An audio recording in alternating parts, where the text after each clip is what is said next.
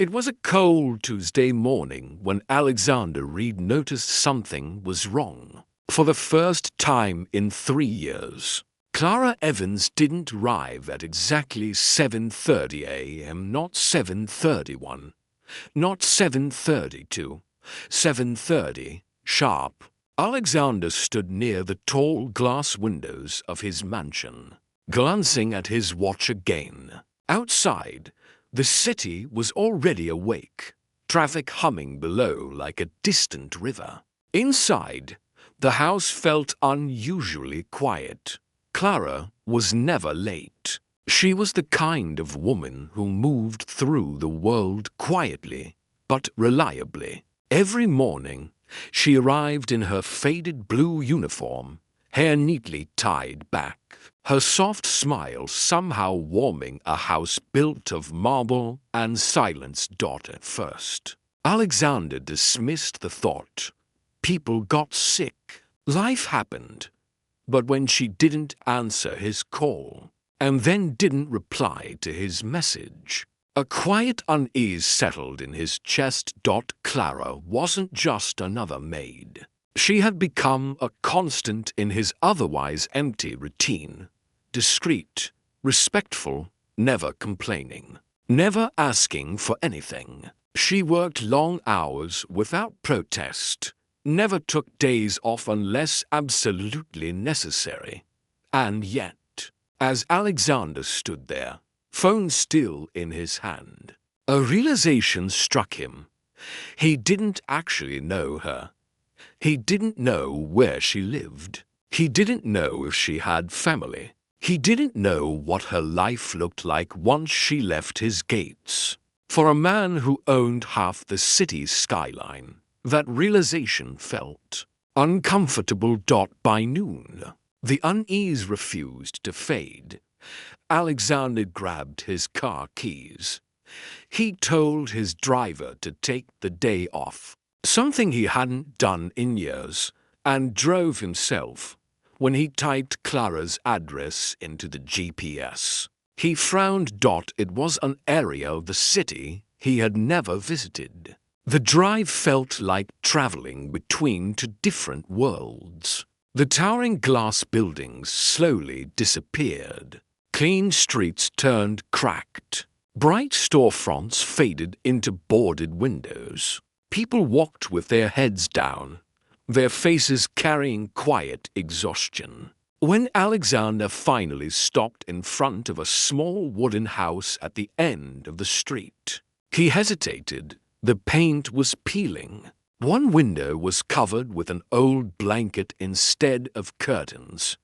This was where Clara lived. From inside, he heard a baby crying, then a woman's tired voice, soft but strained, trying to soothe the sound. Alexander stepped out of the car and knocked gently. After a moment, the door opened just a crack.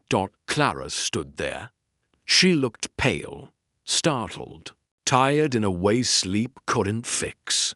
"Mr. Reed?" she whispered, eyes widening. "You didn't come to work," he said gently. "I wanted to make sure you were okay." Her lips trembled. "I'm sorry, sir. I meant to call, but..." The baby cried again, louder this time. Alexander's gaze drifted past her shoulder. What he saw left him speechless. The house was almost empty. A small table, a few worn chairs, a makeshift crib made from old wooden planks in the corner. A little girl, no older than 8, sat quietly, clutching a worn-out doll. Her big brown eyes watched him with a mix of curiosity and weariness no child should carry. "Please, come in," Clara said softly. The floor creaked beneath his polished shoes. A small heater struggled against the cold. A thin pot of soup simmered on the stove. "I didn't know you had children," Alexander said quietly. Clara looked down. "I never told you. I was afraid." Afraid you wouldn't want to keep me. His chest tightened. Lose your job? He asked. Clara, I would never. I know, sir, she interrupted gently. But I couldn't take that chance.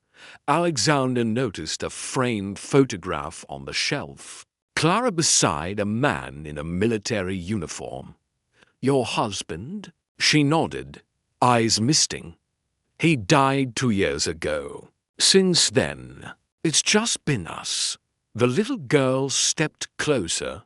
Is this your boss, Mama? Clara smiled faintly. Yes, sweetheart. The girl looked up at Alexander. Thank you for letting Mama work for you, she said shyly. She says you're kind. Kind. The word landed heavier than Alexander expected. He looked around again. The nearly empty fridge, the thin soup, the cold air. Why didn't you tell me you were struggling? He asked. I didn't want pity, Clara said. I just wanted to earn. Alexander inhaled slowly. You shouldn't be living like this, he said. You and your children deserve better.